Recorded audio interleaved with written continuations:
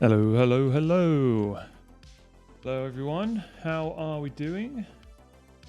Welcome to the official LaunchBox Twitch channel. My name is AstroBob. Come on in, get comfy. Just finishing getting everything set up. Okay. How's everyone doing? Where are you joining from today? If it's late, if it's early, give us a shout. And thank you, as always, for making time for us on whatever day this is now, Wednesday or Thursday, depending where you are. We are coming to the end of February, getting a little bit warmer, thank goodness, but wherever you are in the world, I hope you are all doing well. Let us know what you're playing. We've got a fun little stream planned today, as always. Today we are going to be focusing on LaunchBox Performance, a good old subject. Got a fun few things in store, some tips and tricks to show. And Fayran, it is indeed comfy time. It's the end of your day if it's cold outside, especially in Canada. Lots of snow, I hear.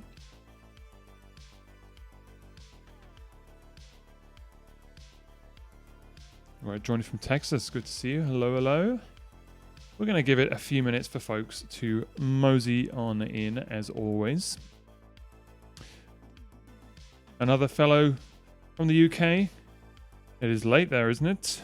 Well, thank you for making the time. Okay. So what have we all been playing? I myself personally, I think even since the last stream, which was a while ago now, a couple of weeks, I've been making my way through Final Fantasy VII Rebirth on PC, which has been great.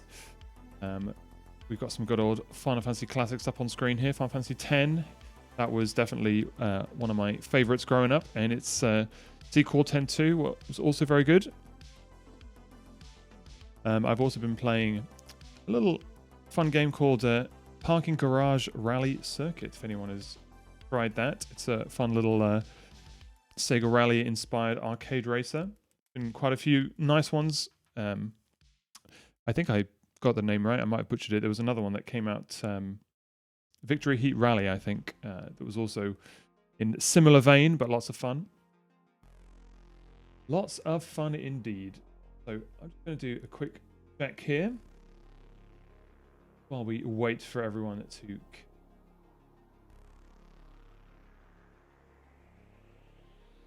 So we've got a pretty consistent stream schedule going. If you've been joining for the last couple of weeks, we have the wonderful Fayran, who's been doing his streams every week, and Mr. Nibble as well has been diving a bit more onto the technical side. And the idea behind these going forward is we want to provide a little bit of variety. So you might see some streams that are related to things like product development and sort of questions, feature development, roadmaps, things like that. Mr. Nibble streams are very much dedicated to the more technical side. Various technical topics. I know they just did one on an SSO integration. And the ones that I'm doing on a less frequent schedule, but hopefully focusing more on a sort of singular topic. We've done ones in the past based on specific console builds. We've done specific aspects such as metadata or the games database or things like that. And today's one is all about performance. Since we just had a brand new release drop, 13.19, which was heavily performance focused, I thought it only fitting to tackle that topic today.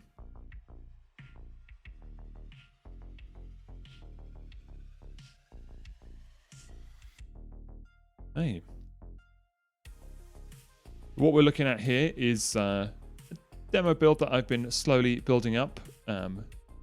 Got some fun examples to go through. We are going to be looking at not just LaunchBox performance, but we're also going to be looking a little bit at Big Box, and we're also going to be focusing on emulation performance. So the idea is that it's the entire package. It's how can I make the most out of my specific LaunchBox build, but also, more importantly, I guess, the games that we're playing, how can we make sure that they are running buttery smooth? How can we make sure that there are no hiccups along the way, because of course emulation can be a little bit tricky and certainly can have its own fair share of problems. So we want to make sure that we're all covered.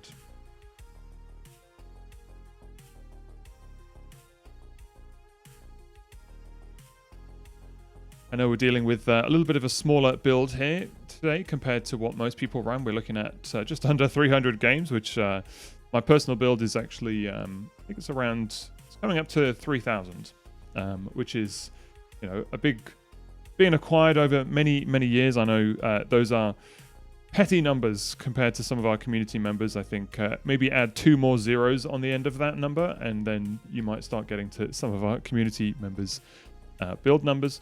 But of course, hopefully, regardless of the number of games that you're working with, we can find ways to tune both the LaunchBox experience and Big Box and emulation to make sure that you're running buttery smooth.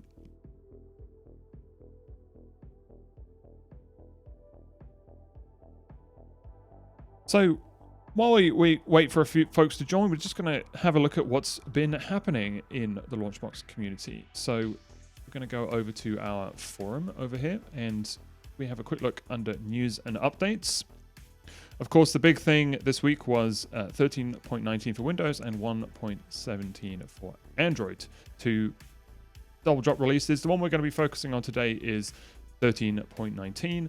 But on the Android side, there have been some nice improvements, especially if you are using a network share or a sort of remote access drive.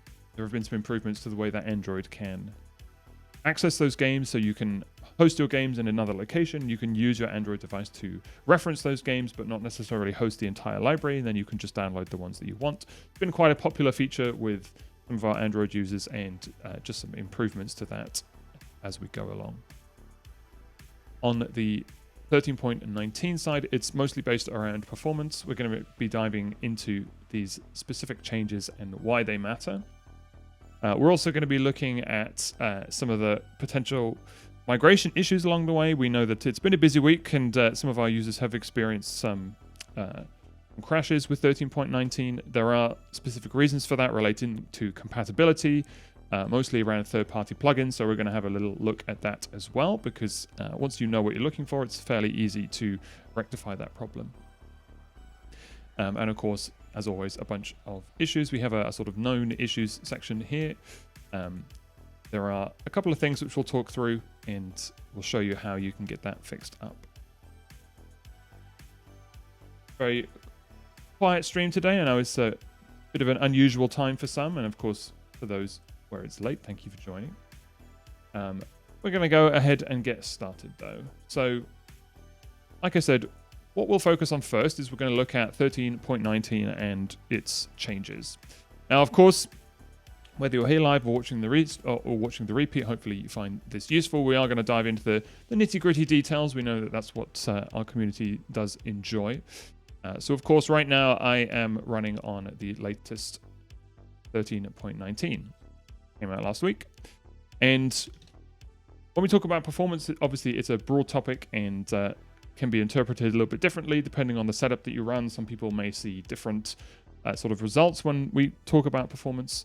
But probably the biggest thing under the hood that changed this time is our replacement for our legacy XML-based local game files. Now, for anyone who has no idea what these are, you shouldn't really need to know, but for anyone who's interested, basically, when LaunchBox keeps its metadata in what they call XML files, which is essentially it's just a long list of data which has been formatted in a certain way, and it's historically what's been used to track all of the metadata. So things like your platforms, things like your individual games within those platforms, and all of the relevant metadata that has been associated with those. Now, alongside that has also been something called the XML, the games database XML. And that is what is used when you are going into a game, for example, and let's add a new game. Just as a quick example, let's say, for example, Final Fantasy 11 for the PS2. The way that it's able to grab all of this information instantly is it's using a local file, which is our games database file. Now, historically, that file, as the games database grew, has been growing larger and larger. It's sort of started off fairly small, but the size of that has grown drastically over the years. And with all of these functions, when it comes to metadata, such as importing metadata for games, when it comes to doing things like related games, which we'll look at in a second, that file needs to be loaded into LaunchBox's memory. Now, not just the size of the file, but also how optimally it can look through that information. The XML format was showing its age, let's say. And so one of the big changes that's happened in this release is that has been replaced with what's called an SQLite database, which is essentially just a much more optimal way of storing and retrieving information. And you can actually see what that looks like if you go into your LaunchBox metadata folder. It's previously you would have just some XML files, which is what these are, but what we're looking at here now is LaunchBox metadata, which is an actual database file. So who would have thought we'd started off the stream by looking at something so specific and so potentially inconsequential to some people, but good to know in case you're curious what this means. And what this results in is faster performance within the LaunchBox application. It's hard to say exactly sort of where you'll see this. It's not just specific gains for specific operations, but going forward, things that we add on top of this and anything that uses this file is going to be set up to be much more optimal than it has been in the past. Okay. So that was the big first change. One of the more noticeable changes that you may see if you upgrade to 13.19 is the improved speed at which the game's details pane loads. Now, the game's detail pane is what is on the right-hand side here. You can have this switched off completely if you want, but the idea is that as you sort of jump between games, what would happen previously is due to some of the way that the animations were revealing themselves, and also just under the hood how this was loading information. As you're jumping between games, this could potentially be not a huge issue, but if you're sort of jumping between a bunch of different games, you may notice a sort of delay in that. And comparatively, this is now much, much faster. So whenever you're loading information relating to a single game, this is now going to load much, much quicker than before. And the reason that it does that is not just some technical wizardry that I shall not reveal, and because I don't fully understand, but just some smart decisions in terms of how we load this information. So, for example, we now have this new tab for related games, which means that it's not actually pulling that information all at once until you actually request it by obviously clicking over onto that tab. So, again, very small details here, but it all adds up to a much smoother and more enjoyable experience. Now, speaking of this related games tab, this is actually, if you never use this feature, what you can do is you can actually remove this entirely. So it's very useful, in my opinion, for finding sort of related games within your library, but also games that do not exist in your library. So you can see here that any game indicated by this little cloud icon is one that exists in the database but is not in your library. It can be a nice way to sort of find out some of those hidden gems, not just related, but also sort of similar games. You've got possible ports as well. There we go. Ape Escape 2 also on the PS4 as a PS2 classic. I think if we go to Final Fantasy X, it'll probably show me. There it is, the HD remake that came out, fantastic version of that. But what we can do is we can go to Tools and Options, and under, if I can remember where it is, under Game Details, we now have this Recommended Games section. So if we turn that off, you'll see it actually disappears. If I reload a different platform, make sure I off properly.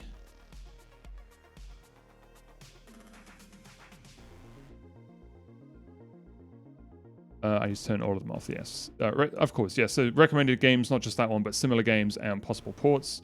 So if we turn all three of those off, then there we go. Yep, so now it's no longer there. Now, what you can also do with this is under related games, and so these are all the conditions. You shouldn't really need to change these. It's just a bunch of filters that shows the games that show up there. is this section here, which is include games not in my library. Now, what that does is it actually goes and searches the LaunchBox games database for all of those records that we saw were not in my library but are related to that game. We're going to talk about this later because this has potential performance implications as well. So just remember that for now. We're actually going to turn this back on because I like this feature. I think it's quite nice. I like to see it within LaunchBox and Big Box. There we go.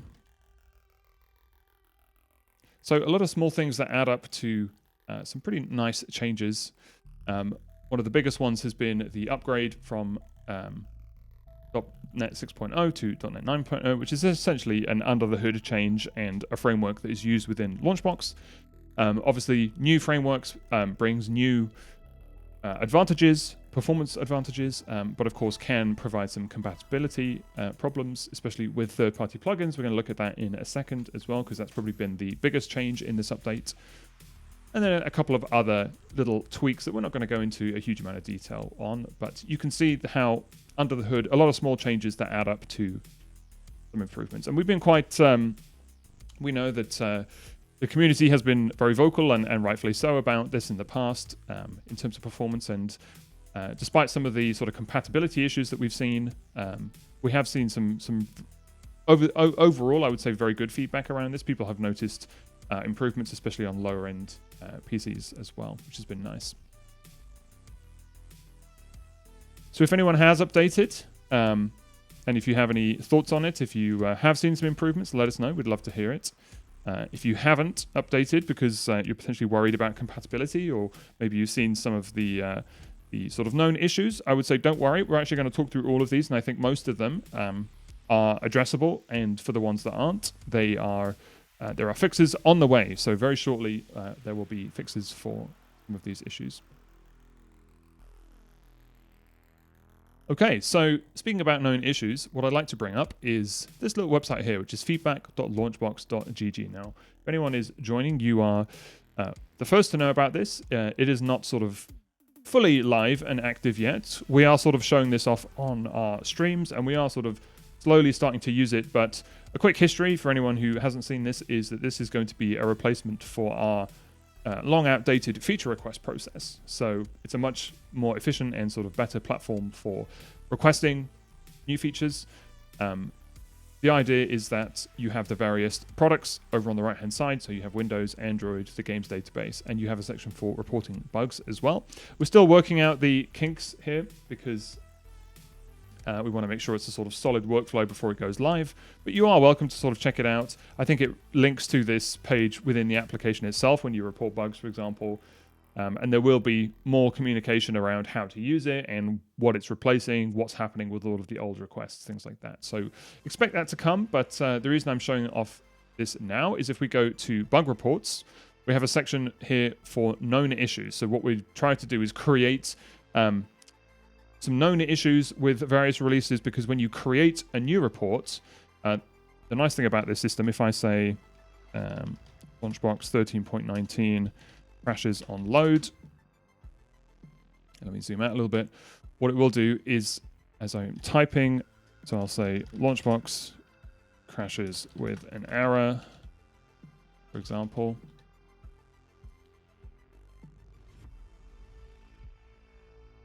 To fix my, there we go. So what's nice about this is not only does it show similar sort of articles, but it also shows you similar reported issues. So you can say, hey, this is a known issue. You can actually see what that looks like before you submit this report. Just to give you a bit of an overview as to what we're currently aware of and what we're currently fixing.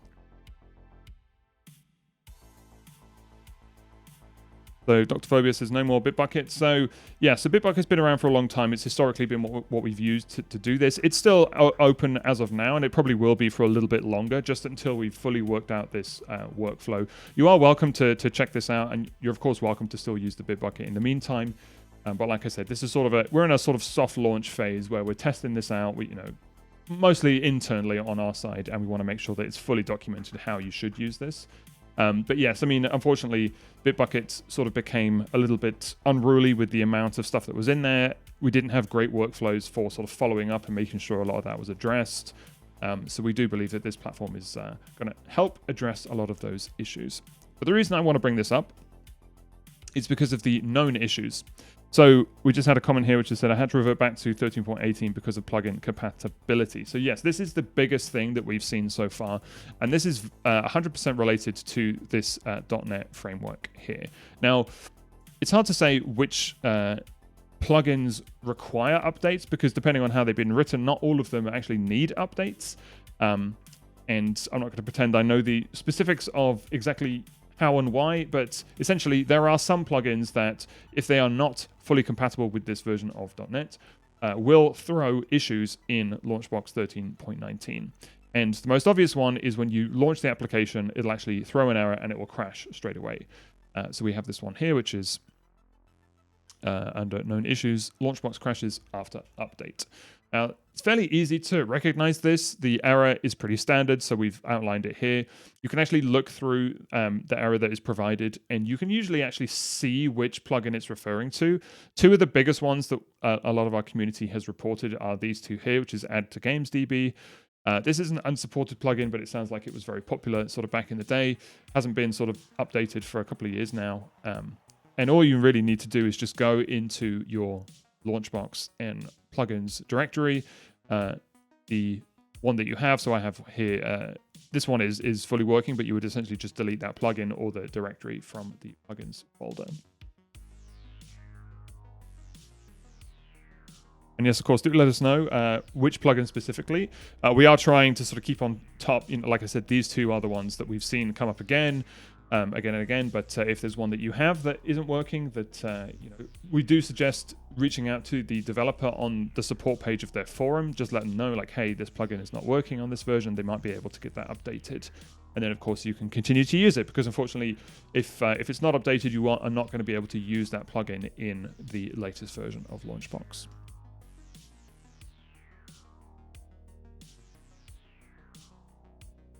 Okay. So in terms of what, this is the biggest thing that we've seen when people update to this version is plugin compatibility. There's a couple of other known issues, and in fact, most of them are on deck or already addressed, or if not already addressed, are working on for the next beta release. So, for example, there are a couple of just things that slip through the cracks in terms of surviving the compatibility update to .NET 9.0. There is an old legacy DOS import wizard, which I think has a couple of problems, but is going to be fixed up pretty soon. There's also a few issues when it comes to game saves. Some of the buttons in that UI didn't quite survive that transition, but of course, small things that can be fixed up.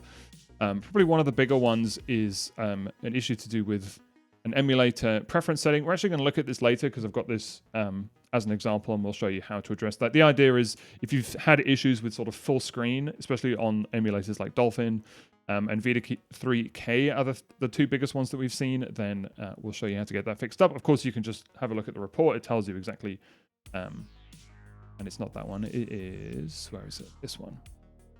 Attempt to hide console window.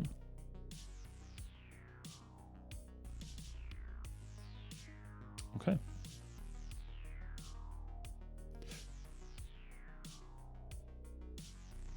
Alrighty, so if anyone has any questions about these, if anyone has experienced issues or still is experiencing issues, please let us know. We know that there have been a lot of reports this week, and we do want to say that we are trying to get through as many of them as we can, just because of the nature of a lot of these compatibility issues. We are trying to get to all of them. So if there's been a bit of a delay getting back to your question, please bear with us. We are trying to get through all of those. Of course, you can let us know if you're still having issues outside of any of the ones that have been reported here, and we'll make sure we try and at least figure out what is happening on your end.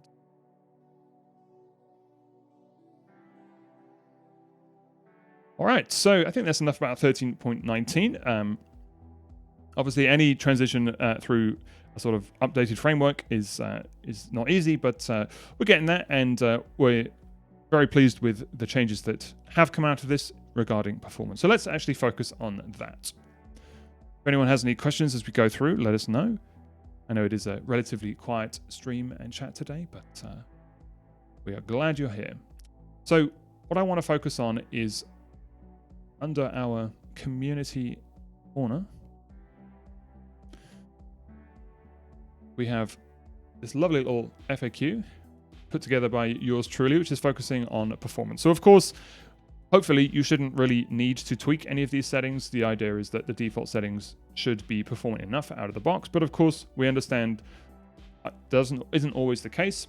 Depending on your library, as things get larger, as you tweak things within your specific setup, depending on the specific machine that you're using, performance could potentially be an issue for you. And that could be anything from visual performance, such as sort of things within Big Box when we're talking about animations. It could be performance of things like accessing certain menus. It could be sort of transitioning between games, things like that. And there are a couple of things that you can be aware of that might help you troubleshoot some of these things. If you're seeing a particularly one of those instances, let's say, for example, you're seeing very slow right-click actions or sort of animations, for example, then some of these tips may be able to help you. So we're going to quickly talk through this FAQ and just explain a little bit further. I would highly recommend referring to this if you haven't gone through this list, because what it does do is it has some actionable steps that you can take to tweak your build that may help with some of the issues that you might be seeing. So it just gives a bit of background about why things appear to be significantly longer. We know that because you can sort of upgrade and downgrade various versions of LaunchBox, people have said, well, why does this version behave differently to previous versions? Or why does this one take longer? And, you know, there's no sort of short answer to that. We've tried to explain, but of course, there are new features that get introduced. There are certain processes that require, initialization when the application starts, for example. But hopefully with 13.19, we have tried to address some of those concerns, despite the app getting sort of, more fully fledged. There is more stuff that needs to happen at startup based on some of the changes we've made and the feedback we've heard. Hopefully those times have been significantly improved for you. But if they haven't, we're going to look at some ways that you can try and do that even further. So just a quick note, and this sort of is just a general thing when it comes to LaunchBox, but of course, the optimal setup is that you're running it off an internal storage device. Ideally, an SSD would be the best. Of course, the more fragmented LaunchBox is between various drives, if your games are on one drive, if you've split things up, if you're sort of symlinking folders and files, of course, just be aware that that can play into some of these things. The ideal situation is that it is all portable within one single directory, but of course, we realize that isn't always realistic, depending on the amount of games that you have. What we've got here today is we're going to try and simulate a suboptimal scenario. So this build is actually running off a micro SD card. So I'm using my Legion Go here today, and I'm running this entire build off a micro SD card, which generally is okay. LaunchBox, the application itself, will be fine. Some emulators, for example, may sort of complain, or if you really push them, may have issues with that. When we come to high-end emulation, low-end emulation is totally fine. A lot of devices run off SD cards, and it's totally fine. The idea is that we want to simulate a sort of suboptimal scenario so that we can actually look at some of the performance gains that we might be able to get here.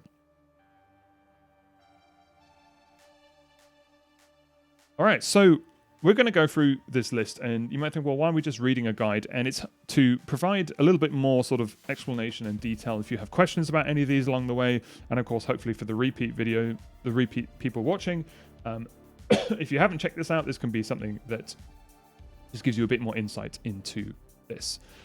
So the first thing that you can do is storefront imports. Now, of course, we don't want to recommend that the first thing shouldn't be to go and switch off everything.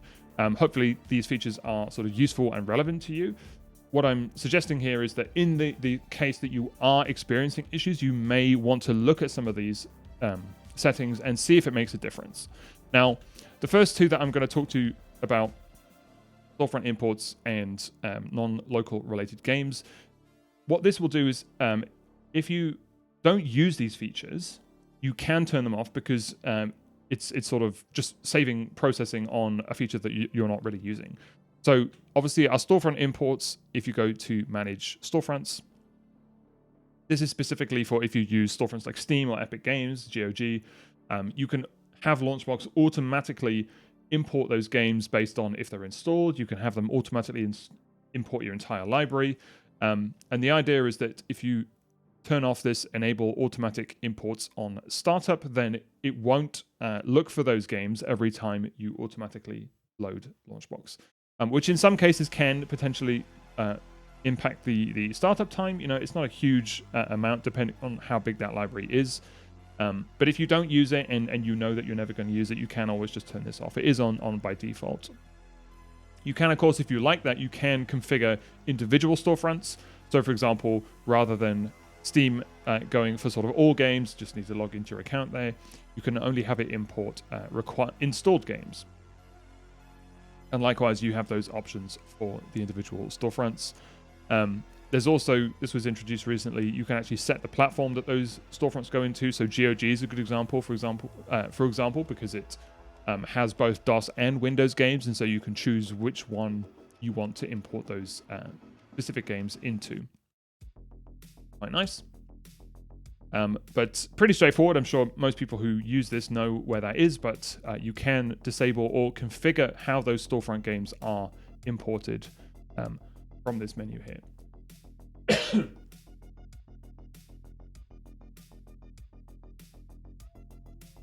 All right, so the second thing on this list is non-local related games. Now, we looked at this preference earlier, and I'm going to talk you through what this does. So under related games, we have the three sections that we were just looking at. We have similar games, recommended games, and possible ports.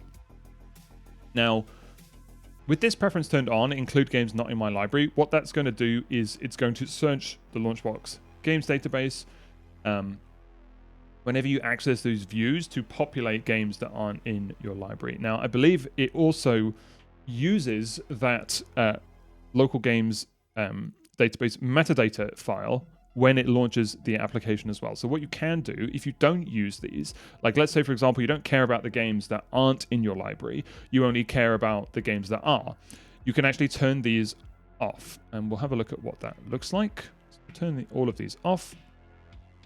So obviously the results are going to be a lot more limited, but if we go to, say, Final Fantasy X, we now look at related games. Now it's only showing me games that are in my library. You'll see there's none of them that have that cloud icon, which is cool. That's fine. I still have a lot of games that are related, sort of similar ones over here. But yeah, now it's going to skip that step of needing to load that local database file into memory when the application starts. And of course, when you're accessing these views, whether it's in Big Box, whether it's from here, it's just saving you that little bit of power. And we have seen that in combination, because when you turn off both of these things, the related games and the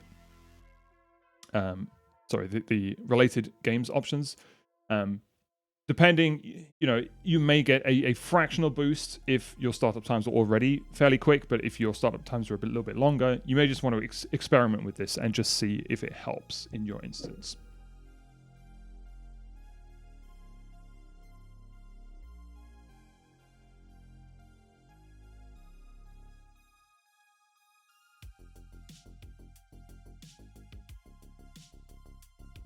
Alrighty.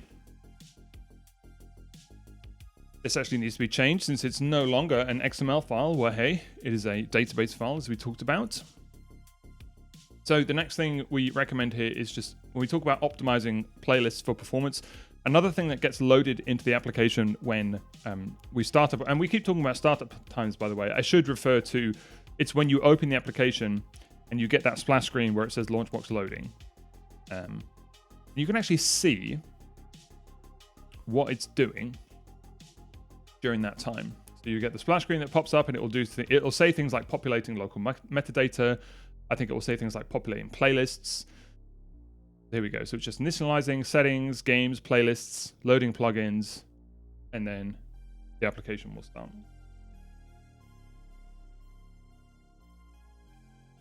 So that's what we're referring to when we talk about startup times. It's that initial startup time there. So when we talk about optimizing playlists, you saw that one of the things it did do when it loaded the application was it says populating playlists. Now, it was incredibly quick, fraction of a second there. But if you have a huge library with tons of playlists, just know that it has to sort of populate those at that startup time. And so what you may just want to watch out for is if you don't use a lot of playlists and you find that time is taking up time within the startup window, you may just want to clear some of those out. And it's purely based on the amount of playlists that you have. So if you have a bunch of sort of auto-generated playlists, if you use, for example, the auto-generate child playlists function across all of your platforms and you don't use a lot of them, you may just want to take that into consideration. We're talking like fractions of seconds here. And of course, especially with playlists, the benefits are not going to be huge by any means, but it's just something to be aware of. And like I said, it's a lot of small things that could accumulate to a sort of substantial difference when it comes to things like startup times. So just be aware of the number of playlists that you have. I don't think it makes a huge difference, but you may just want to be aware of the sort of criteria that is used to manage those playlists. I don't believe it has a huge effect, but you just want to make sure you're structuring those playlists in a sort of constructive way. You're not using a whole bunch of sort of filter operators that don't really make sense. But yeah, like I said, we are really sort of diving into fractions of seconds here, but just good to know. Of course, this is what this stream is for. It's for anyone who really, really wants to, push as much performance out of LaunchBox as you can. We're just giving you the information to make that happen. The next thing you can do is have a look at save management. So very quickly, you can see games that have a little save badge here. It means that there is a saved game associated with this realm, which is great. Excuse me. However, we realize that some people don't care about this. They may not, they may have other systems in place for managing their save games. They don't necessarily need to do it through LaunchBox. They don't necessarily care about seeing which games have save states or save games. And so what you can do is you can go to under options and save management. There is the option to just turn that off. So what that means is LaunchBox is no longer going to scan for saved games on disk during that startup process. And of course, whenever you edit games within the application, you will lose out on some of that functionality. But again, if you don't leverage that very often, you can always turn that off just to keep things nice and lean. This one's interesting, and I personally quite like this, is it's less of a feature and more of just a workflow tip in that close to system tray. I don't think a lot of people use or sort of know about this, but if you go to options and under system tray, you have these options here. We talked about this before, but what it does is the idea is when you close LaunchBox, by default, it's going to go through that entire startup process again whenever you open up the application. So open it again, I have to go through that startup process again. Obviously, it's just tidying up in the background, which is why I can't relaunch that. Let's try that again. There we go. Now, of course, you might think, well, I could just minimize the application. So why should I care about this? Like, I can just minimize it. It's done. And that's fine. But what this option will do is under startup, system tray, I'm going to say minimize. I'm going to say close to system tray. Always show the icon as well. And so what that's going to do, if I close it, it's going to say LaunchBox has been sent to the system tray. You can actually turn off that notification. Just say stop reminding me. So now the application is not showing in my taskbar, but it is showing in my system tray. And what I believe that does is, rather than just minimizing it and having it sort of open but just hidden in the background, when it's in the system tray, it's using, I believe it's using fewer resources than if you were to just sort of minimize the application. And the nice thing about this is that if I was to reopen it, so just go to show LaunchBox, you can see how quickly that actually opened back up, because it doesn't have to go through that startup process again. So, if you have a machine where you're just, LaunchBox is sort of the primary interface that you use, I would highly recommend testing this out. Just see if you like it. And so when you're not using it, you can just sort of, neatly hide it away to the system tray. And then when you need to bring it back, it doesn't have to go through that entire startup process each time. Quite nice. Righty. We shall keep going. Just saw a notification that my encoding might be a little bit funny, so please let me know if audio sounds good, if video looks a little funky or slow. Please let me know. We're going to keep going. For anyone who's joining, we are talking all about performance. You might think, well, crikey, what is this crazy bloke talking about? Diving into all this detail, but we are diving into the very specifics of performance, just to give you an overview and some tips as to what you might be able to do to help. All right, we're going to look at filter counts next. These are quite nice, and I actually personally really like these. We're going to go to options, and we are going to go to, if I can remember where it is, we're going to go to filter sidebar. So we have these options for all, none, and exists. These can be quite nice when looking at various playlists, but you also have what we call show counts. Now, it does highlight here that this may significantly affect performance. We're going to turn these on for now, and we're going to see what that looks like. So what it does is it adds a number to every platform or category or playlist, anything in this platform categories view, and actually across any of these views here. And what it also did is it added this none and exists. These are really useful. For example, if I go to series, I can actually see, well, I've got 279 games of everything. That's just all. And I can say 30 of these games actually have a series assigned to them. But about 250 do not. So I can quickly use this to identify games that don't have a series, and I can just go through this list and add stuff to them. Likewise, for the actual series that I have, I can actually see the numbers, the counts, which is quite nice. Obviously, you can tell which is my favorite game series. And this isn't even the whole of my collection. This is a subset of Sonic games. So yes, counts are really quite useful. And although it says may affect performance, for most scenarios, it's generally okay. It's only if you've got if you're one of those people in the 30K plus number of games, you have a ton of playlists. Again, it's just a little something that may contribute to performance. So you just want to be aware. If you want to turn that off, just see how it goes. But I personally quite like this. You can also align those counts on the right-hand side just for a little bit of a tidier look. We're going to align those to the right. And there we go. I actually prefer this. I think that's looking a lot nicer. So I can see, for example, under my various platforms, how many games I have within each one.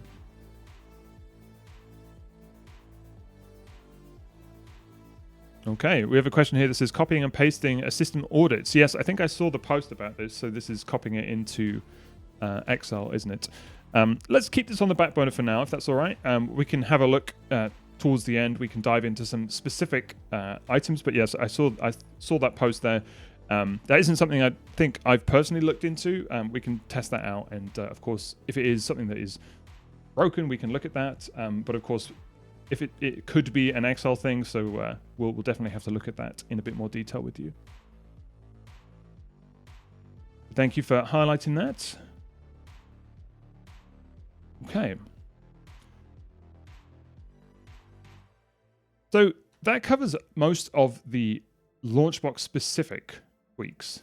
Now, depending on the device that you're running, so I'm running on a Legion Go, which is, we'll run LaunchBox at, it doesn't need a lot of power to run it. We talked about this in the dedicated handheld stream, but just something to be aware of if you're running on a handheld is just keep an eye on the TDP that you're running at, because obviously these devices, because they're battery based, and same goes for like a laptop, for example, depending on how much power you push into it, LaunchBox will may or may not sort of use those resources. So it's just something to be aware of. Other things that you can do is, if you don't use this right-hand panel, for example, if you just want to see, a full screen view of games, maybe just you want to see platform categories and games, you can of course go to View and Hide, and I can turn off the game details pane like that. And there we go. I've just got my list of games.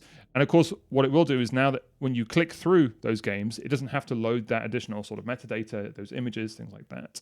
So if you really want to keep things lean, and maybe if you want to see the game's details pane, you can just pop it open with a shortcut.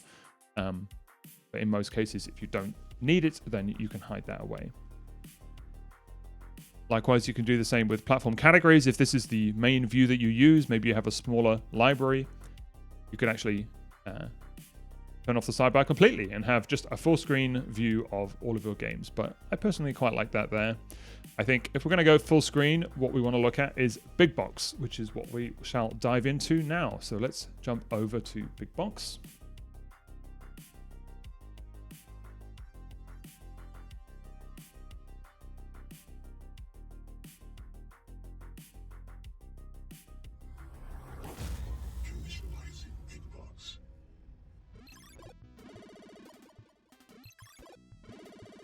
Okay. Now, let's mute that for now because that's going to get annoying fairly quickly. Ooh, a bit flashy there. Okay. Now, out of the two applications, I would say, certainly from what we hear in the community, Big Box is definitely the one where people sort of bring up performance as a potential issue, more so than the LaunchBox application. And that's understandable. And the reason being that it's not only more graphically intensive because of the amount of media and themes it's using, but based on the amount of different themes that are out there and how you can customize it, you can get it into a state where it might not be performing as optimally as you might like. So a lot of the, what I will say is if you're sort of worried about performance, you want to make sure that you're using a theme that is sort of guaranteed to provide some good performance. What I would suggest is go to the manage theme section, and any of the themes that you see from here, these have all been sort of vetted and tested by us. We sort of know that these themes tend to work well out of the box. There's a whole bunch of themes on the forums, and that's not to say that those aren't going to be working well. I'm sure a lot of them are. But if you've never used any themes before, you just want a quick way to get started, you want to make sure that you're picking one that is going to be working well with your setup, I would highly recommend just looking through this list here to get you started.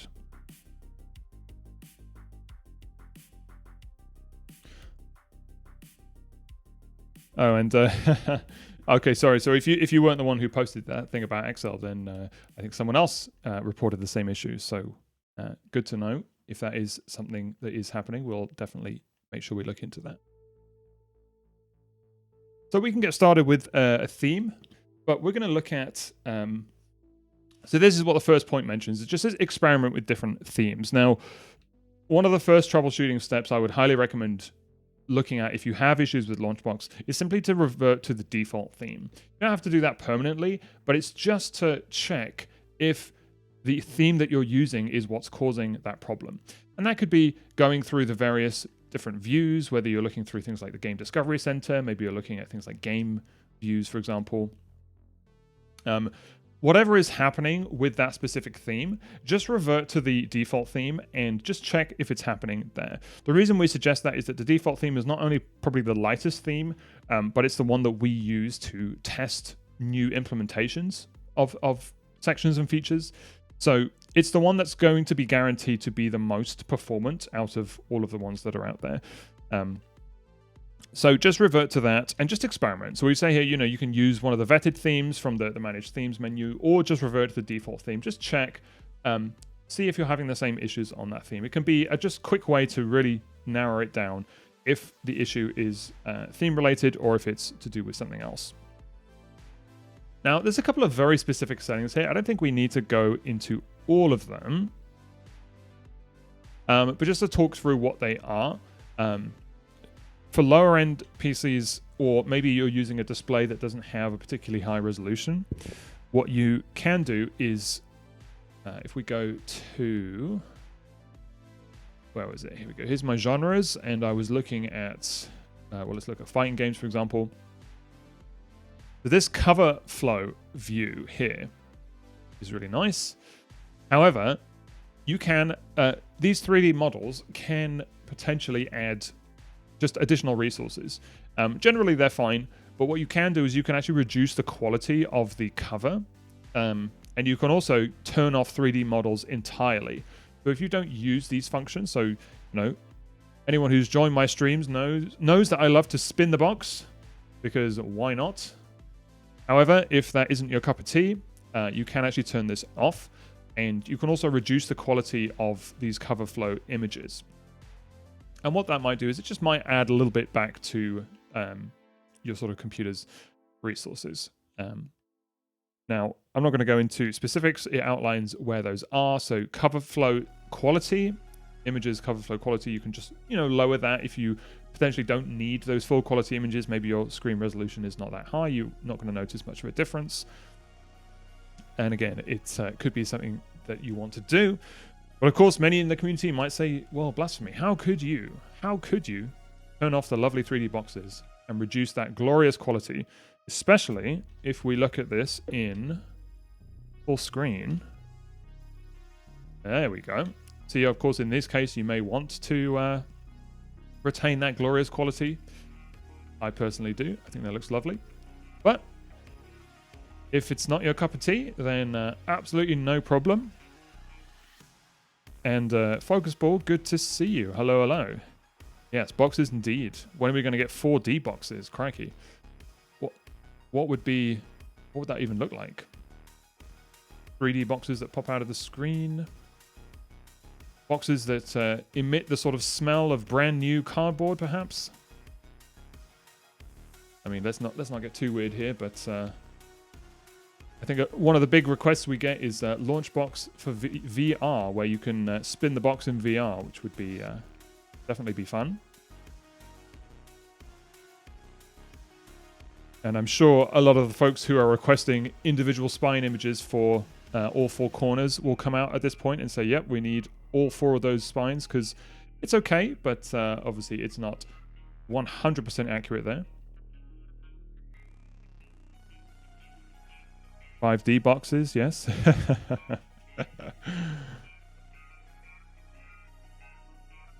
But hey, if you don't use those views, maybe you prefer, because I'd say apart from that, I actually really like wall views in Big Box. Actually, really, I know a lot of folks in our community really swear by wheels. So especially on things like arcade cabinets, these are really nice for sort of scrolling through images. Personally, I really like box views. We've got some nice ones here. This is quite a nice one, just a full screen list of boxes. So it's that more sort of LaunchBox style experience, but just going through. Now, of course, if you're really struggling with performance, what you can do, it's not the prettiest, but it does the job, is just know that if you're ever struggling with performance and you don't care about anything visual, you can always go with text list. It's not the prettiest view, but it is absolutely the fastest. And especially when you're jumping between multiple, see if we can do this. Here we go. So you can see here, if I go through my various genres, you can just see how quickly that actually loads up. It's just very quickly jumping between them because it doesn't have to do any of that additional processing. If I was to have it on things like logos, of course you're paying a little bit of a price for having wonderful logos there, but it's for those who really don't care about that. Just know that text view is always going to be the fastest, and it's just by the nature of how much it has to load there. So again, entirely personal preference, but just experiment with those. But yes, wheels are great. They display a lot of things to show off. The thing I do like wheels. The thing I find about wheels is if you have a very long list, there's a lot of things to scroll through. And that's, that can be fine. But with boxes, obviously they're in rows, so it's nice to sort of very quickly skip through them. And of course, they look absolutely fantastic on arcade cabinets. I really do think that's where they shine. But yeah, if you're a good old desktop kind of guy, you just prefer that sort of grid view, then there's something for everyone. And of course, you may just want to go with the good old text view. But again, all of these settings here, what we've been talking about, that's relating to the quality of the images and sort of things like, so it talks about wheel easing, that's specific to wheel views, and it talks about how sort of it eases in and out of those transitions. There are various settings you can try to change. I wouldn't say that all of these will make a huge difference, but again, just experiment with these.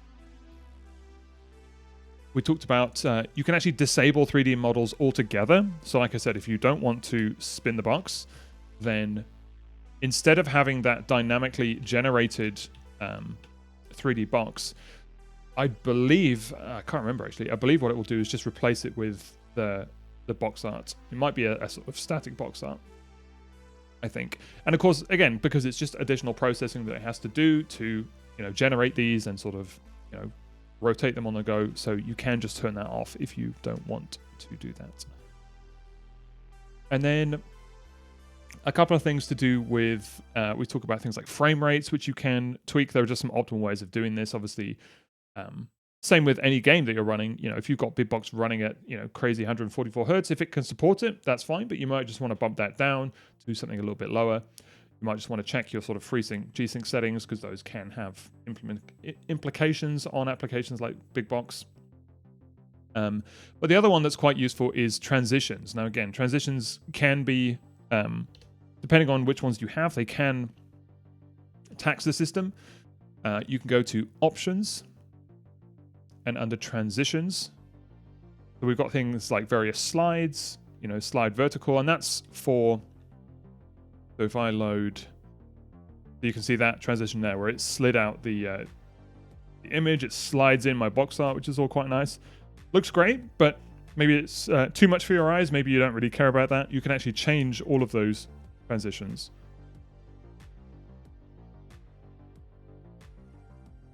So for example, if you didn't want all of the sliding transitions, you could just do them to fades.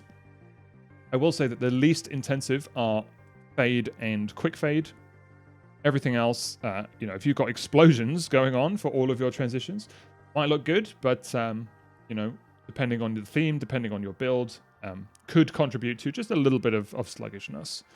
So again, just something to be aware of. And of course, as I keep saying throughout this, these are not going to give you huge gains by tweaking any one of these settings, but a combination of these things and just being aware of what these do could potentially make your experience just a little bit smoother. But for giggles, let's have a look at if we change our transition to explosion for every screen transition. And I could already feel that wasn't the best. What else does that do? Is that every screen transition? Yeah, it is. Every single time. So that's not my favorite thing, but hey, I know some people do love those good old transitions, but for me, I think I'm okay. All right, so I think that actually is everything for now. We've talked about LaunchBox, we've talked about Big Box, we've talked about all of the specific settings that you can tweak. Of course, we realize there might be other things outside of this that none of these settings will actually fix. And of course, in that case, we do recommend just getting in touch. What I will say is when it comes to performance, it's very important to be very specific and very clear, because unfortunately, reports like it's slow or, as I'm sure many of you may have experienced, it can be quite hard to identify what that is referring to, especially when it comes to individual people's systems, the themes that they're using. So, for example, on our feedback portal, if you wanted to submit a bug report, for example, we do sort of recommend that you be as specific as possible. When it comes to performance, it's just explaining like where you're seeing this. Screen recordings are incredibly helpful when it comes to performance because you can actually see the thing in person. Whereas when you're describing it, not only is it hard to describe, but it's not always clear where the performance is sort of happening. The screen recordings are incredibly helpful. The nice thing about this site is you can actually attach videos directly, or you can use things like Loom, which is really great for showing sort of demonstrations and just to provide as much information as possible.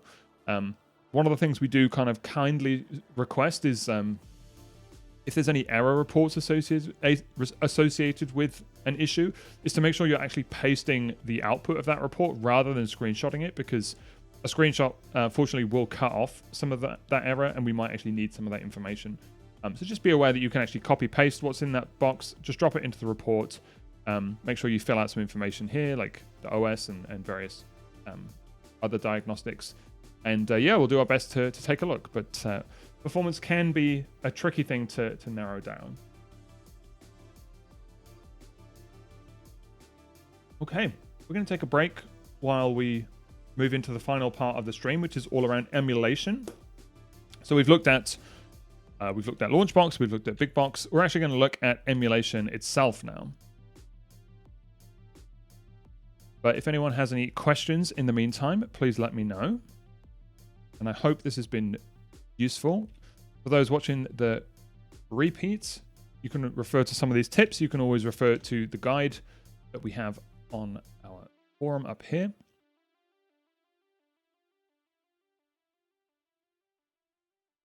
But let's dive into the final section. So this one's going to be a bit more sort of hodgepodge, if you will, in terms of just small things that I personally like to be aware of when it comes to emulation performance. So let's say we've got LaunchBox running all sort of buttery smooth.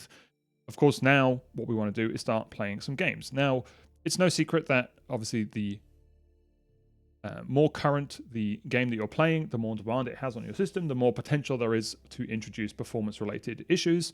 I think most people and running on any sort of PC will have absolutely no problem playing anything up through like PS1, for example, and everything usually just runs pretty smooth out of the box.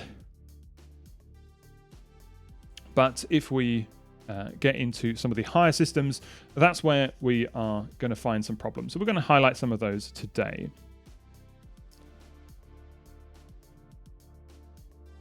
Alrighty, Folksborg says, yes. How are you doing? How is 25 treating you so far? Well, that's very kind of you. Thank you very much. Thank you for asking. 2025 is wonderful so far. Nothing to complain about. Busy, I would say, getting a lot of stuff done, but around very good. And of course, I hope it is treating you well as well. But yeah, a lot of good stuff coming out in 2025. Like I said, been playing Final Fantasy VII Rebirth. I want to pick up Spider-Man 2 on PC. What else is coming out? There's some good fighting games coming out. What's the one? Fatal Fury. Fatal Fury. City of the Wolves is coming out in April. Stellar Blade coming to PC in June. Yeah, there's a lot of fun stuff. So, yeah, nothing to complain about. But thank you, as always. I know you are regular to these streams. We really appreciate you joining. Hope you find them enjoyable. So, we're going to look at a pretty obvious sort of hack when it comes to performance. And that is just the speed at which something is running. Let's pick a platform. What should we do? Let's go. We go with Genesis, Game Boy, which is a game that is incredibly slow. As in, it's kind of unskippable cutscenes, slow to get through. Let's see. Most of these were okay. It's really when you get into like the GameCube generation that unskippable cutscenes became a thing. PlayStation's a good example, because PlayStation has some pretty unruly loading screens, of course being the first, one of the first, sorry, disc-based systems. Yes, folks, we've been playing Metroid Prime. Yes, we definitely, if we can, avoiding some of those games on my build per se, but it is what it is. But fantastic suggestion, of course. Classic game. Is that the remaster on Switch, or is that the original, or even the one on Wii? Because there are 3 versions, aren't there? Yes, that's a good chat. Any N64 game, they were also pretty bad when it came to unskippable cutscenes.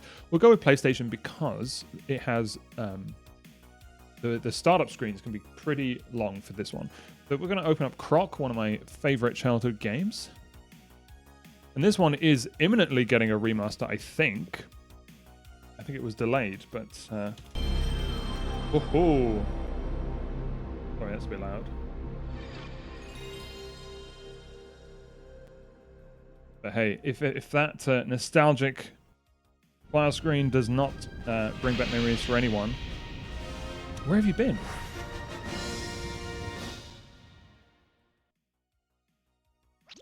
Okay.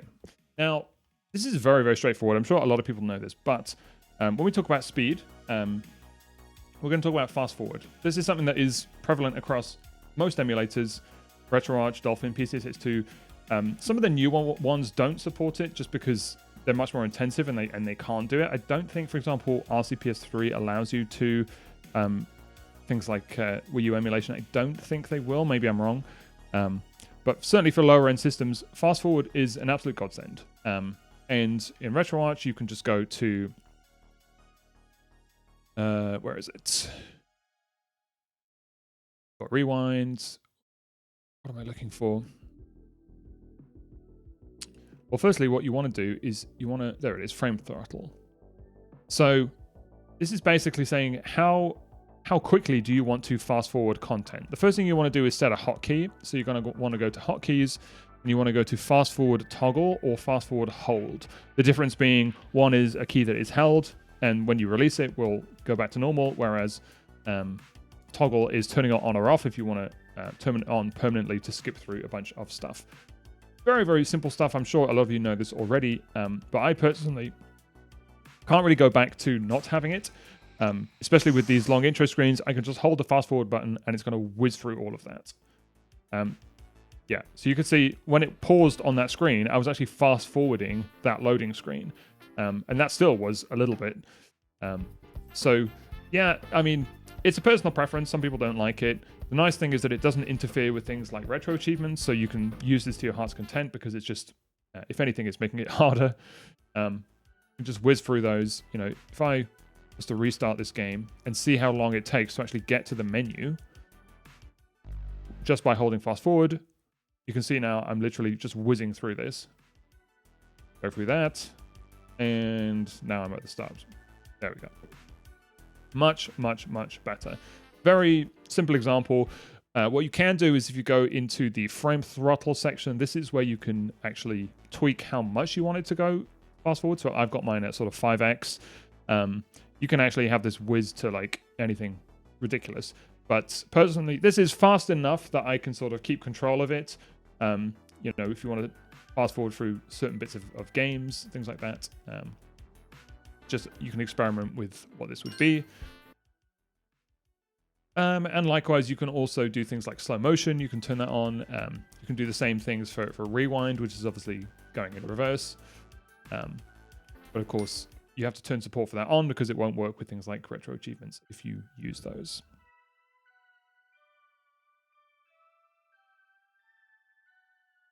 Let's find another example. Here we go. The Disney Hercules action game. Now, hands up if anyone played this. Now, this was my childhood jam. Now, as much as I love that BIOS screen, I do just want to fast forward it. And of course, you can actually turn that off. A lot of emulators will give you the option to do that. So for this core, if I was to go to core options, I believe under console settings, I can actually turn this on, which is fast boot. So it says skip the BIOS screen. That will be in different places depending on the emulator and the core that you're using, but it's a nice little way of, you know, maybe you don't need that every single time. But here we go. The Disney Hercules action game. Now, oh boy, was this a good game. Yeah, and the reason I like doing this for PS1 is because a lot of those loading screens, when it does things like saving, you can actually just whiz through those. So, let me just ask. I mean, we could watch the lovely animated intro, but we want to get to the first level, which has the most banging music. Well, hey. Please shout if it's not just me who loved this game. I think I had it on my old Windows 95 PC. Look at that. Look at those punches.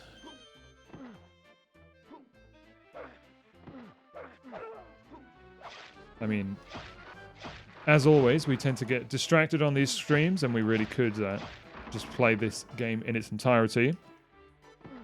But absolutely, one of the most underrated Disney games. I mean, there is nothing better than late 90s licensed Disney games. But hey, let's have a quick look at what we have in our collection here for Disney. Of course, we have Aladdin, DuckTales, an absolute classic. Goof Troop. If anyone played Goof Troop on the Super Nintendo, play that with my brother. That also had banging music as well. The Toy Story game and the Lion King game. We've talked about those before. But yeah, so many more. Good old 90s Disney games. Now, what I quickly want to show you is that function also exists in emulators like Dolphin as well. So if we take GameCube, for example, and let's take...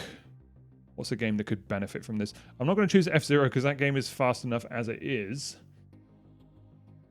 Same goes for things like Super Monkey Ball. Let's take a game like Sonic Heroes because that had a lot of cutscenes.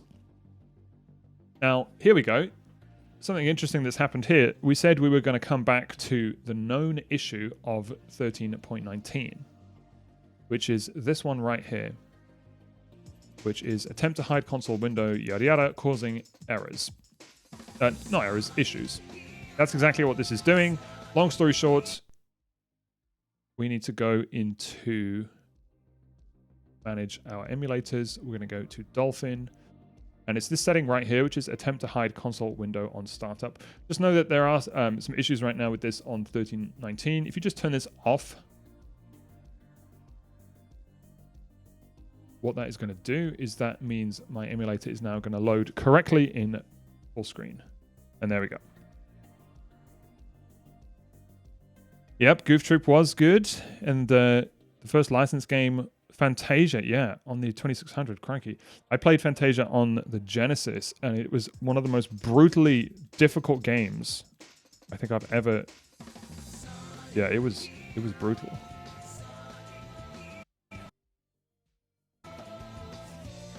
The good old Sonic Heroes.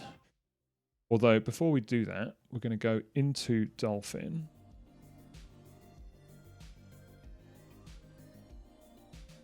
Because a lot of these emulators will have their own implementation of fast forward. So in Dolphin, we're going to go to... This is where I have to remember where everything is. I think it's under controllers. Where are the hotkeys? I cannot remember where hotkeys are in Dolphin. Here they are. Hotkey settings. So, emulation speed. This is what we want. We want to set a shortcut for these settings. The nice thing about Dolphin is that it doesn't actually have a sort of hold. It just has the toggle. What you can do is you can actually increment it. So it's a speed limit. Oops. Did I set that incorrectly? I want to increase the speed limit rather than slowing it down. There we go. Yeah, let's... And we've got good old... There we go. We've got a chipmunk audio going there. Now this is quite nice because I actually play this at, let's say, like 120%. So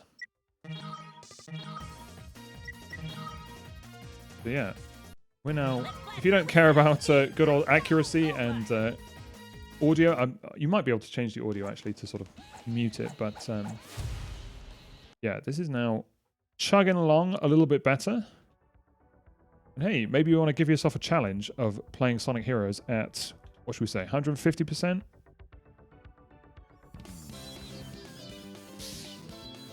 Well, hey, got a little bit of screen tearing going on, but that is to be expected because we are running at 150% speed.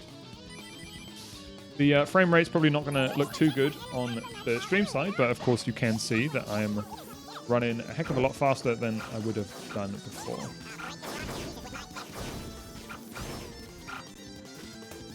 Okay. I mean, we could have fun all day with that, but yeah. You know, a good game that I found worked quite well with that is Mario Kart Double Dash. If you play it at like 110, 120, it's like that little bit faster. So especially if you're playing like the 50cc cups, they just go that little bit quicker, then less of a slog. You can kind of get through them because that game infamously had the All Cup Tour, which was all 16 courses back to back. Can be a little bit grindy. So yeah, speed is your friend in this scenario.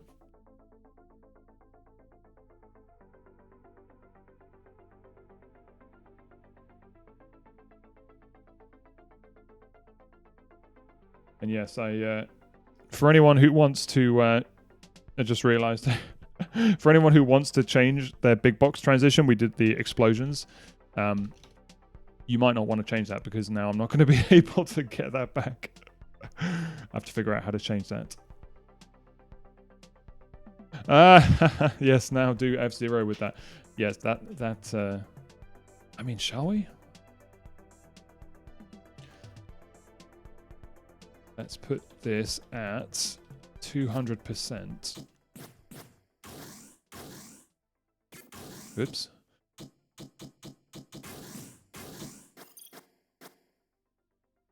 See, we're whizzing through these screens now. Looking good. Let's just do time attack. I mean, we have to do a harder course than just the first one.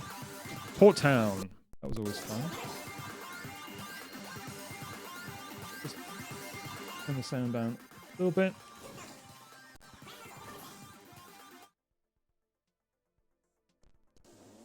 So what are we at?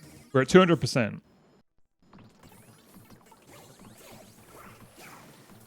Oh boy.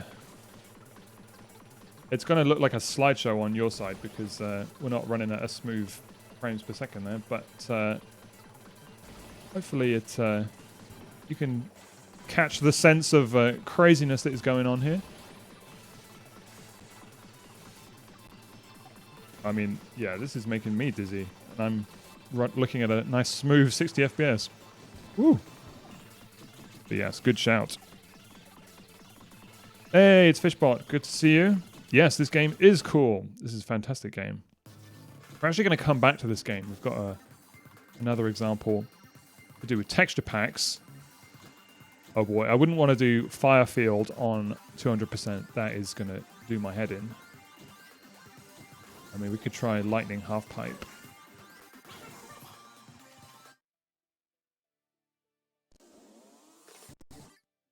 Oh boy, yeah, this is the one that throws you off, isn't it? You're running through a half pipe and you're going to go flying off the edge.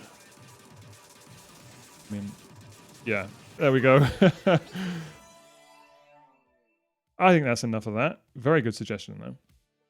So I think we're ready to move on. We spent enough time on that, but and I know this is very straightforward, but it is something that I think not a lot of people use actively, and you know, we're all busy. It can be a lifesaver when it comes to just getting through some of the cruft that old games used to throw at us in terms of pacing and speed and things.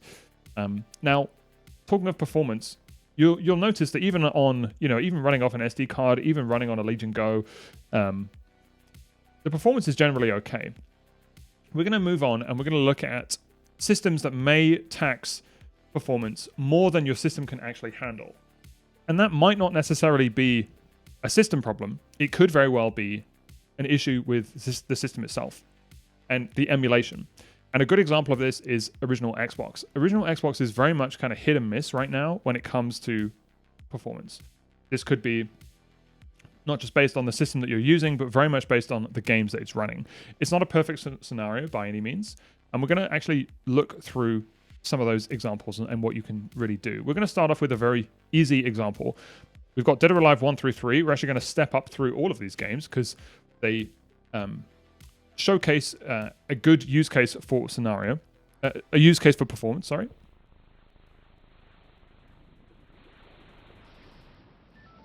Speaking of nostalgic BIOS screens, we've got the original Xbox one there.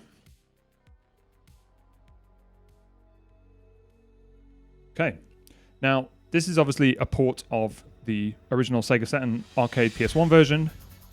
It's a pretty light game, and so it's got no problem running on my system at all. The good old DOA intro. All the good boys and girls, cover your eyes here. We'll go to arcade.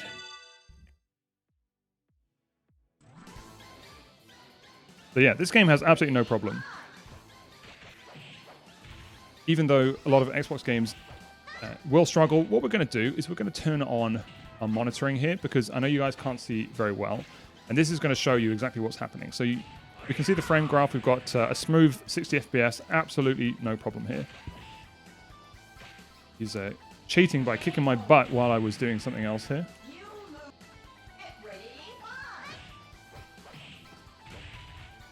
Right, so one of the first things we want to do when we're talking about performance, if the game is running no problem, absolutely nothing to do. It's going to be fine. But what we can do is we're going to try and push this to the point where we are actually going to start seeing issues. Now, one of the first things that you can do that will not only add to the enjoyment of the game, but may tax the system in terms of performance is the resolution.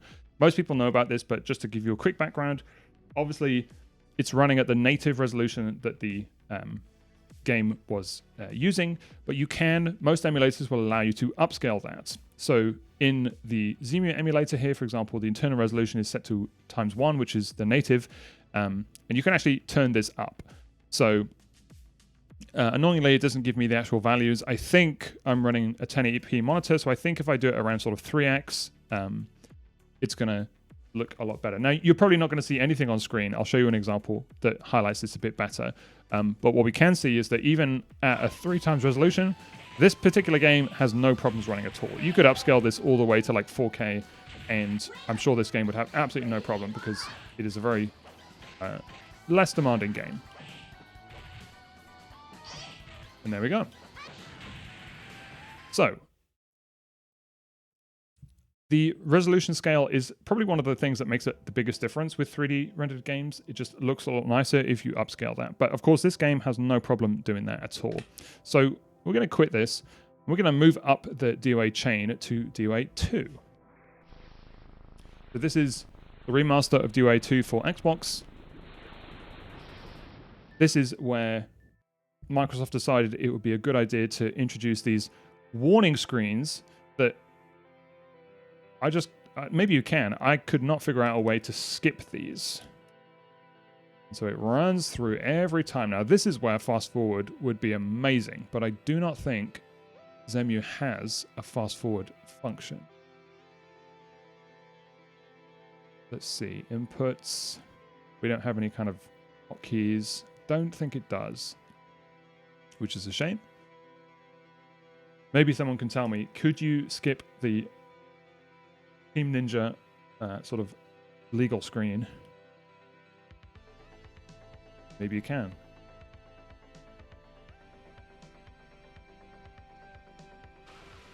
Here we go. Right. Fantastic. We are in. Right, so this is looking fine. The game is running okay. Let's go to time attack. Now this is where you can actually see, or at least you might be able to. Not sure how it'll look on stream. This is actually quite obvious to me if I change the resolution scaling. So if you look at, say, for example, the hair is a good place where you can actually see that. That's a good example. If I whack this up to, say, 5x, that's actually smoothed out a lot of those edges. I realize very hard to see on stream here, but we're going to put this back to 1x for now. And let's see how this game fares. Oh, I'm fighting myself. Right, so this is actually struggling a little bit. Let's turn on the video. Yeah, so this is running at about 40 frames per second. So this is not a perfect, smooth 60 frames per second. This is where this game starts to introduce... I think this is because the stage I'm on. Let's actually try. So you can see it's a smooth 60 out here. Let's go into story mode, for example. Yeah, here we go. Now I'm back at a smooth 60. So you can see here the system that I'm using straight out of the gate with a 1x resolution scale in certain places is struggling. Now, there's no sort of science to this. There's a lot of factors that sort of influence this depending on the graphics drivers that you're using, depending on the system that you have, the RAM. There's so many things that play into this.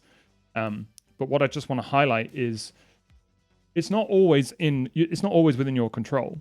There may just be a combination of the emulator that you're using, the game that you're using, where you are in the game. You saw, for example, that stage was struggling, whereas this stage is perfectly fine. And it's just to be aware of those factors. Now, what we want to do is we want to try and push this. So we're going to up the resolution scale to 3 times here. I'm going to see what happens to my frame rate. And you can see it's actually fine. So run along, no problem. It'll probably stutter at some point. There are some stutters. If we get onto the next stage, it's probably... Let's see how it holds up. Get my butt kicked here. Let's see if we can actually push this to slow down. Let's whack it up to 5 times. So it's okay. Still okay. Yeah, this stage has... So you can see that chart there. It's not looking too bad. What I do want to do is... This is my Legion Go's performance panel. Now I'm running at sort of what they call performance mode, which is I think around sort of 20 to 30 watts, somewhere within that range. If I put this down to power savings, we're going to see straight away what happens here. See how that frame rate tanked all the way down to 20? And now this is not going to be a fun way to play this game. This is looking pretty bad. Although, it is quite interesting that you can sort of anticipate what they're going to do. But yeah, fighting in slow motion, and of course now it's just completely frozen there. But yeah, very obvious example, but just something to be aware of is the power that you're using. If you're using a handheld or a laptop, obviously PCs, this is not going to be a real issue, because you're plugged into mains, but of course put that back up to performance mode and now it's slightly recovering. It's fine. So I realize some of these things may be very obvious, but I do just want to sort of highlight these things and just to sort of make you aware that there are various factors that can play in here, whether it's the game, whether it's the emulator, whether it's the machine that you're using. So you do just have to take those into consideration when it comes to debugging performance with games. So let's move on up the chain. Let's move on up to DOA 3. Now this game is notorious, at least in my testing, of being a lot more demanding. And so we're going to see here how it fares. We're going to put it back to 1x resolution. We're going to wait for this annoying screen to finish. While we wait, if anyone has any questions.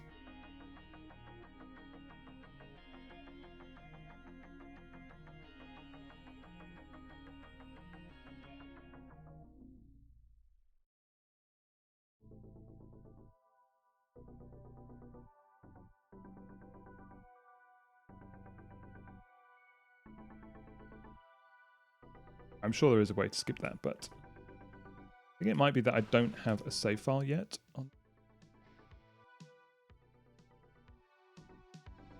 All right, so let's get our monitor back up. There we go. All right, so in the menus, it's fine. All looking good. So we're running at a 1x resolution. Now this already looks a lot better just because it's a much more modern game than DOA 2's remake. Let's go with Hitomi. And let's see how this fares. I think this one will be okay. Might struggle when I punch him off the edge. But hey. So no, that's actually looking quite good. Let's up the resolution. The nice thing about Zemu is that actually up, it does it in real time, so I can actually see. Let's put it at 3x. Got myself counted. So yeah, this is actually running okay. Looking pretty good. 3x resolution is more than enough for me in this scenario.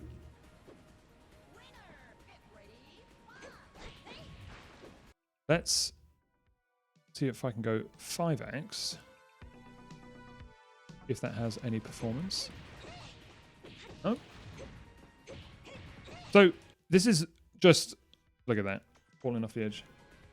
So this is just one sort of graphic setting that you can tweak. Now, of course, emulators have, there's a whole can of worms there if you want to go with like different renderers, different graphic settings, different types of, you know, anti-aliasing versus all of these settings that you can tweak. We're not going to go into that today. There's a whole other world out there. But of course, you do just want to experiment with these things. You want to sort of see if you're struggling with performance in a particular game or a particular emulator. You can do some research online. You can go to the various forums. There'll generally be people who will be able to help with that kind of stuff. And just to experiment within those emulators. We're going to do one last thing again, which is we, again, bring this down. We're not going to bring it down to the power saving settings. That was like 5 watts, so of course it was going to struggle. We're actually going to bring this down to what they call the balance settings, which is, I think it sits around like 12 watt or something. And yeah, so even then, now it's struggling a little bit. So we're around sort of 40, 45 frames per second here. But we are also at a 5x resolution. Let's turn that down. Let's go 2x. And there we go. That's actually looking a lot better. We're now back at a smooth 60. Or thereabouts. So yeah, you can see how sort of quick and easy it is just to sort of play around with these settings. And it really is an experimental game here. It's about figuring out what are the bottlenecks on your system. Is it an emulator problem? Is it a game problem? Is it a power settings problem? There's so many things that you can do.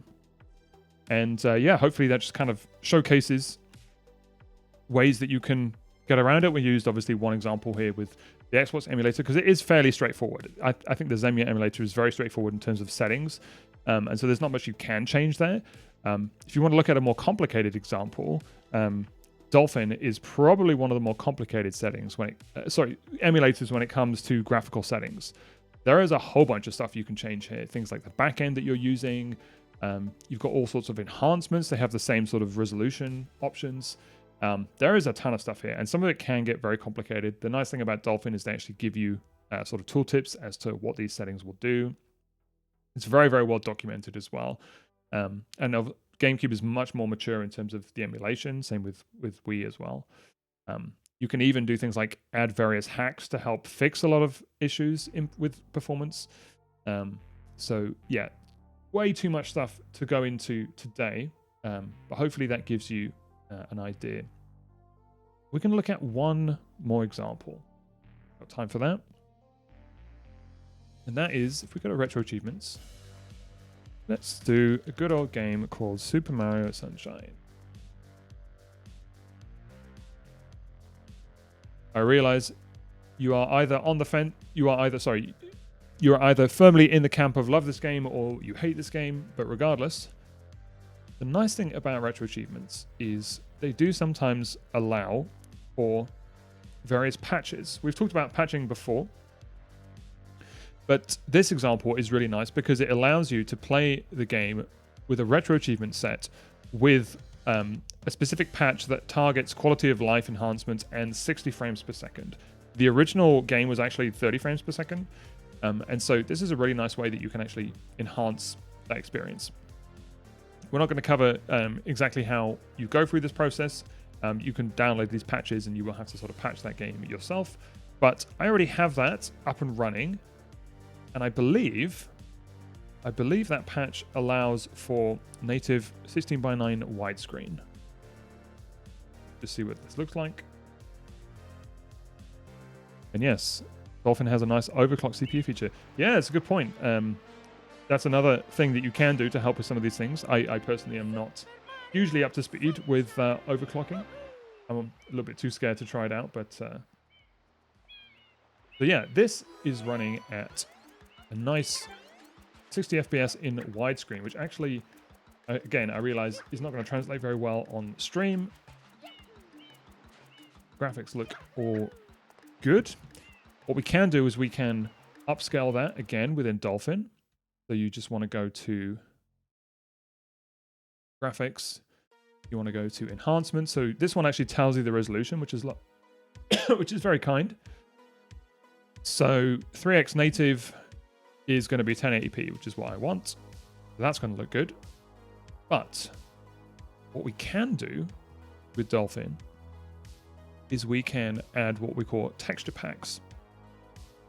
Now, some glorious people in the community have gone through and created texture packs that are upscale textures, because of course the resolution is only referring to the in my understanding, the models that are rendered. So it can upscale those models because it's rendering those.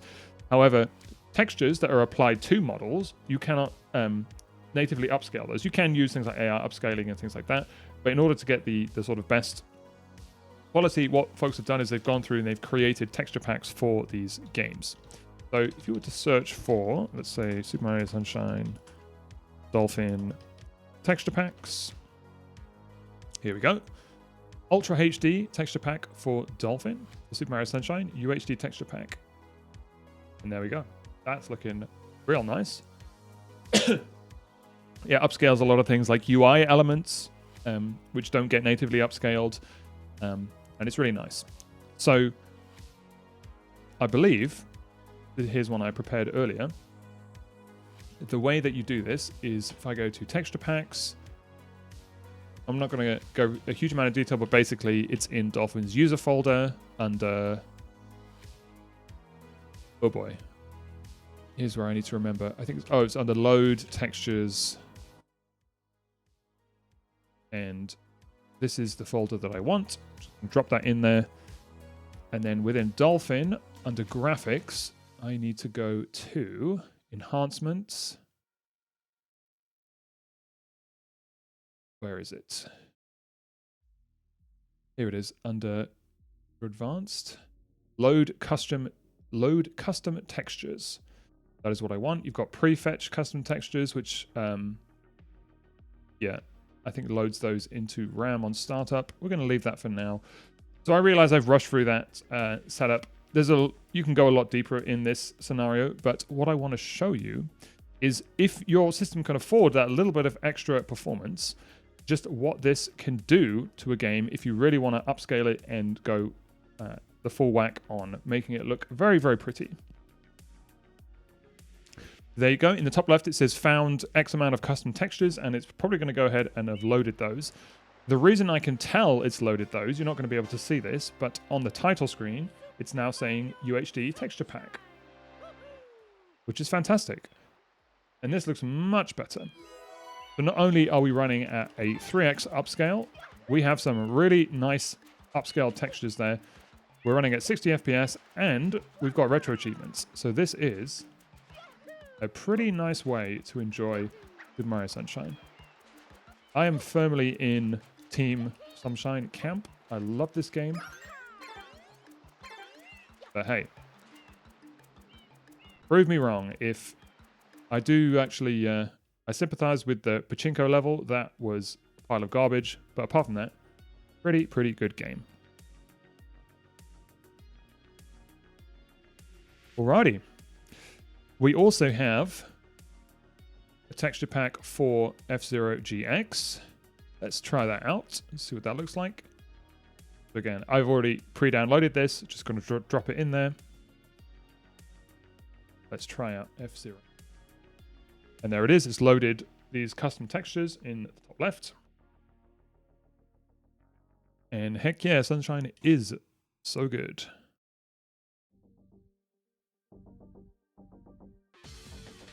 So again, I can actually tell that it's loaded in because it's now saying F-Zero GX HD, which is not an official game. That's just the texture packs that they've done. You can see the author down here. And of course, Dolphin told me that it's loaded in those textures. But yeah, this game is now looking good. This game does need a remaster. It is one of many, but probably the one that is most deserving of remaster. Who should we go? Let's go Captain Falcon. I mean, at this point, this is the last thing that we had to cover today. So I hope it's been useful for folks.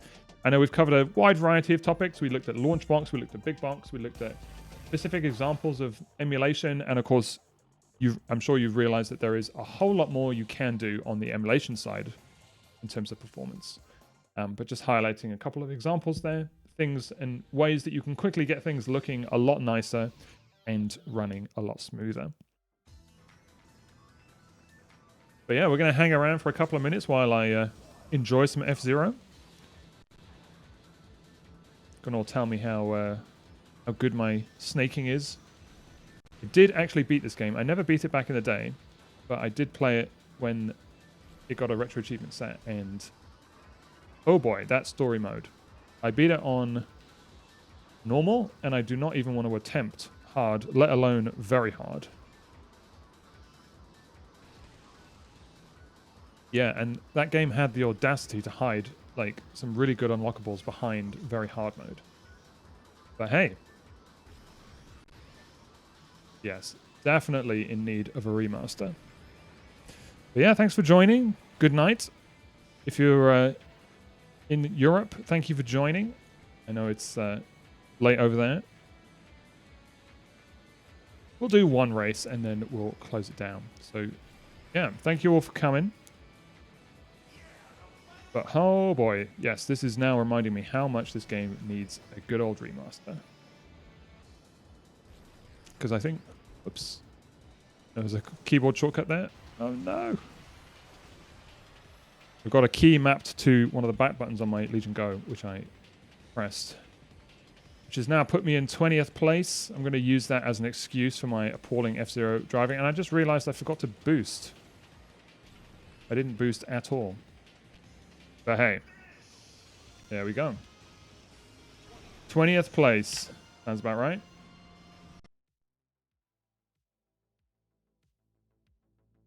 Yes, Sunshine just running around the island. That was a lot of fun. So many good games. Alrighty, well, I hope everyone has enjoyed the stream today. It's been a lot of fun. I'm going to be back in a couple of weeks with another tailored stream here. Like I said, we have an ongoing schedule now. We have both Farin and Mr. Nibble running their various streams, more sort of technically inclined or sort of more product focused. And yes, of course, I will say we've been a little bit behind on uploading the streams to YouTube. That is 100% my fault.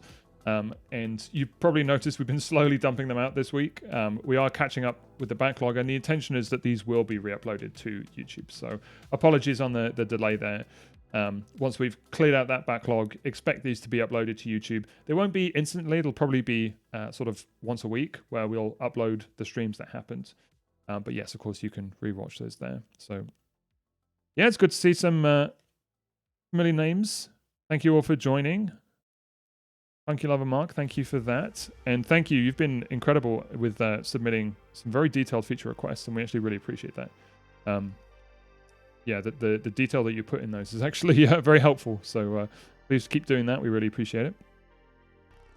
And yes, of course, with 13.19, if anyone has any issues, I know we didn't manage to come back to that Excel issue. Unfortunately, I don't have Excel on this machine to test that. But definitely report that on our forums or in our Discord. We'll get that looked at. Expect a sort of beta release, or I'm not sure if it's a beta or a patch release, that will address some of the ongoing issues that we talked about. So under our known issues section of our feature board, you can check these out. So ones that are marked as planned, expect those to be fixed up very soon.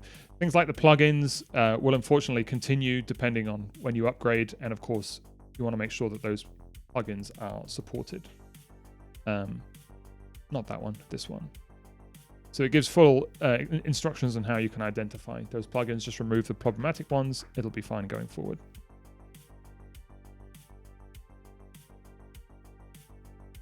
Alrighty, I think we'll close it down there. It's been fun. Hopefully, LaunchBox is running buttery smooth for you. And if not, hopefully this stream was useful. And of course, you can always reach out to us on our forums or in Discord if you need help. But I think we're going to call it there. Thank you so much for joining, everyone. Have a lovely day or evening, wherever you are. And we'll see you next time. Take care. Bye-bye.